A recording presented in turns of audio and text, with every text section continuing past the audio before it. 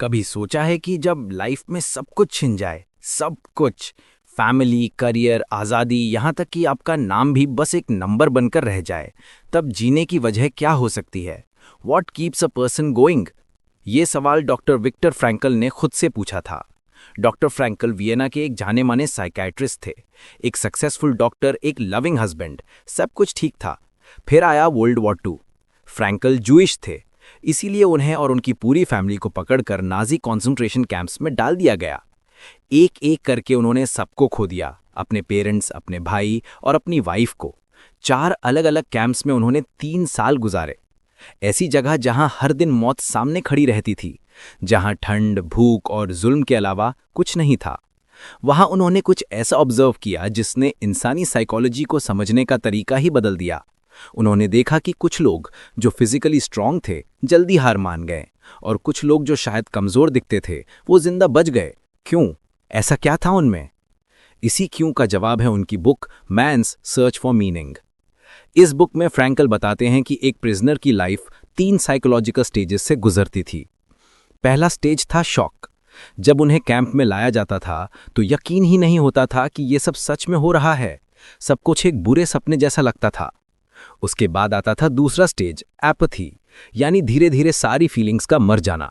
रोज इतनी मौत, इतना दर्द देखकर इंसान इमोशनली नंब हो जाता था। ये एक तरह का डिफेंस मैकेनिज्म था जिंदा रहने के लिए। अगर हर बात दिल पे लगाते तो शायद पहले ही दिन मर जाते।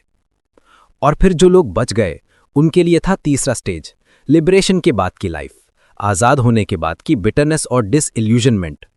उन्होंने इतने साल एक सपना देखा था कि जब बाहर निकलेंगे तो सब पहले जैसा होगा, लेकिन बाहर आकर पता चला कि उनका कोई इंतजार नहीं कर रहा। उनका परिवार खत्म हो चुका था। नॉर्मल लाइफ में एडजस्ट करना इतने सालों के ट्रॉमा के बाद शायद सबसे मुश्किल था।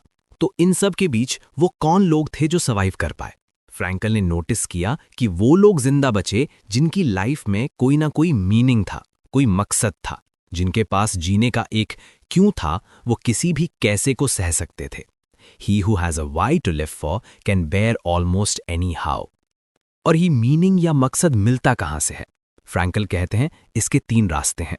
पहला, कोई काम करके या कुछ क्रिएट करके, बाय क्रिएटिंग अ वर्क और डूइंग अ डीड। कैंप में फ्रैंकल के मन में एक ही बात थी कि उन्हें बाहर निकलकर साइकोलॉजी पर अपनी बुक पूरी करनी है। ये मैन्यूस्क्रिप्ट उनसे कैंप में आते वक्त छीन लिया गया था। इस काम को पूरा करने की इच्छा ने उन्हें जिंदा रखा। उनका एक मकसद था। दूसरा रास्ता है किसी चीज को एक्सपीरियंस करके या किसी इंसान से प्यार करके, बाय एक्सपीरियंसिंग समथिंग और इनकाउंटरिंग समवन। जब फ्रैंकल से कैंप में ब्रूटल काम करवाया जाता था, ठंड में भूखे पेट, तो वो अपनी आंखें बंद करके अपनी वाइफ के बारे में सोचते थे। वो मन ही मन उनसे बातें करते थे। उनकी वाइफ उस वक्त जिंदा थी या नहीं ये उन्हें नहीं पता था, लेकिन उनका प्यार, उनकी वाइफ की इमेज उनके लिए एक अनोखी ताकत बन गई। उनका प्यार उनकी सफरिंग से बड़ा था। और अब आता है तीसरा और शायद सबसे इंपॉर्टेंट रास्ता। ये तब काम आता है जब आप अपने सिचुएशन को बदल नहीं सकते, जब सफरिंग अनअवॉइडेबल हो। फ्रैंकल कहते हैं हम उस मीनिंग को खोज सकते हैं by the attitude we take toward unavoidable suffering. जब हम एक सिचुएशन को बदल नहीं सकते तब हमें खुद को बदलने का चैलेंज मिलता है।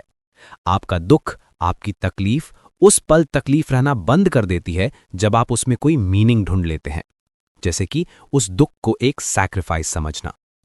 कैंप में फ्रैंकल ने ऐसे लोग भी देखे जिनके पास खाने के लिए ब्रेड का आखिरी टुकड़ा होता था और वो उसे किसी और ज्यादा बीमार साथी को दे देते थे।